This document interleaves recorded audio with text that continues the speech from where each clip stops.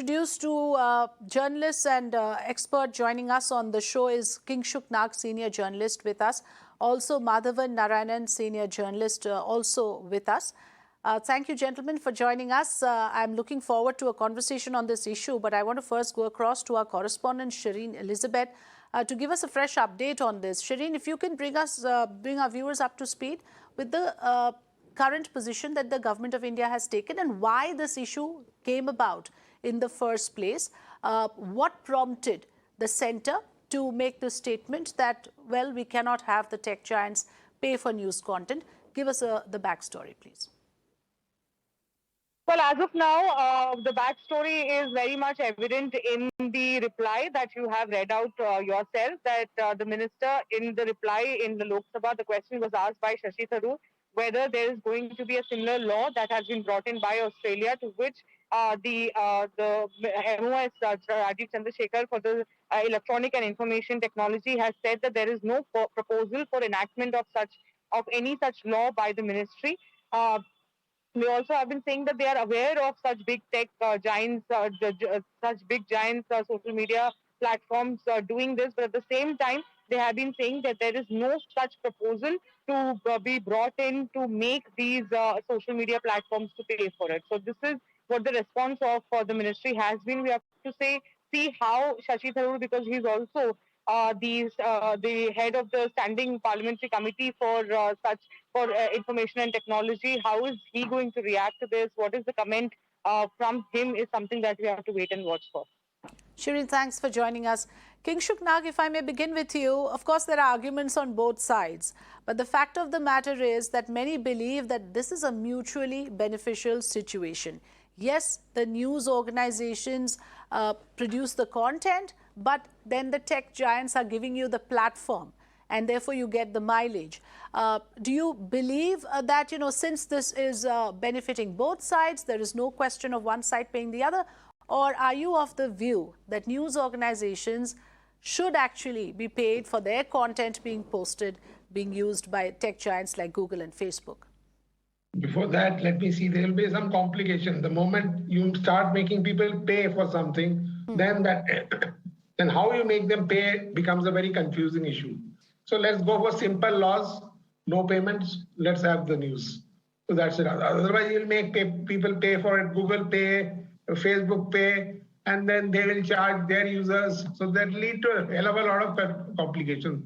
So if you ask me, my personal view is that their content should not be asked to be paid for. But of course, I understand that they don't generate that content. That content is bought from news agencies or PTI, Reuters, etc., even Times of India. So I think for the timing, what Rajiv Chandrasekhar, the minister, has said is correct. Let's have a simple system. He may not have used this explanation and not enter into more complications and make people pay. Whatever be the correct thing to do is a different matter. So you are saying it should be status quo. We should not follow the Australian model at this stage. Let it remain the way it is. Madhavan Narayanan, do you concede with that view? Because the centre has said that there is no question of bringing in a law, but there are enough checks and balances, enough tools that the government has introduced in its new IT rules already. So that is what is cited in the response. But I have lots to say on this subject. But let's begin by first telling you, Frida, that what we have now is not an Australian law, but it's just an Australian idea, let's call it. Yes. It's at the moment, it's nowhere near fruition, even in Australia, as far as I know. So the real question, I mean, I like the way Kingshuk puts it as a complicated issue, but complicated puzzles are known to be solved. And let me begin by, I spoke to you earlier today also, Frida, briefly on this matter, but let me elaborate a bit because I've been thinking a lot on this issue. First of all, it's important to understand that news is a public good being run as a private business. Okay, that is one issue we need to categorize. And secondly, we live in the age of fake news and propaganda and social media hate. Therefore, there is a certain ethical, moral, social case for news organizations that spend on news gathering and are committed to professional values of news. Within that, there is scope for debate, disagreements, arguments, but what we are seeing is a threat to news gathering as a business. Now, that brings me to the next point, which is a business model problem. So, the IT rules that you spoke of can cover some of the ethical or legal or procedural aspects of news, but the business model issue with news has been significantly disrupted by new technologies that have come in, because 20th century created media barons, but they also provided some technological moats, like a moat around a castle, around which advertising supported journalism and news gathering could survive. It had some issues, but on quality or ethics, but as a business model, it was not under threat. Now the business model is under threat, and that vacuum created by that is either filled by independent uh, news organization functioning Yes. like NGOs, or you have conventional news organizations that are spending lots of money based on their traditional clout and commitment to the profession, but yet their finances are significantly eroded. That's a very So important once we point. Yes, I'm going to dwell on exactly. it a bit before you move to your other points. I want to bring Kingshuk into this to understand that, don't you agree to the extent that, if you allow this new revenue model for news organizations where tech giants who are using your content will pay you, wouldn't that make these organizations, news organizations, more financially robust, more independent, less dependent on other sources, which again, as we all know, many a times dictate content? So for the sake of independence of, financial independence of news organization, don't you think this could be a healthy revenue model, Kingshuk Nag? Yeah, yes, I agree. It will be a revenue model which will be ethical. But let us not rush into such a step. If you today ask this question to most people, they won't even, and let us take a few months to decide. But I always say that a free press model is much better. And the moment you get people to pay for something, then a lot of complications arise. And who's going to pay what and how much, and there'll be 150,000 disputes. No, which is why we are expecting the center to make a law to tell us the modalities of it all. It's not that, say, loose ends should be left in this. If there is a legislation like how Australia has done it, obviously things will be spelled out. And like you said, those complications of who pays how much, those deals will have to be struck. Those discussions will have to happen, no doubt about it. But at the very idea level, to allow tech giants, obviously there's a lot of traction because of news content. I mean, a lot of these platforms are driven because of information that is drawn from news organizations. So shouldn't they be made to pay, is what I was asking, Kingshuk. Yeah, they should be made to pay, but first let us decide on the modalities of the payment, and let us not arrive at a complicated structure so that there are 100,000 disputes about who's paying how much. So I am concerned about the disputes, and I want less and less laws and regulators around. So once you have decided on that issue, maybe much later, it may take a few months or a year, then you might actually principally decide to charge. But at this point of time, I think we don't even understand this issue very clearly. So therefore, let's not get into this and add to more complication in our life. Maybe Mr. Madhavan has studied this subject very hard, but we have not. And most people are average like me. So really, we don't understand also what it's saying. We only know that Australia has introduced. We don't know the real modalities of this.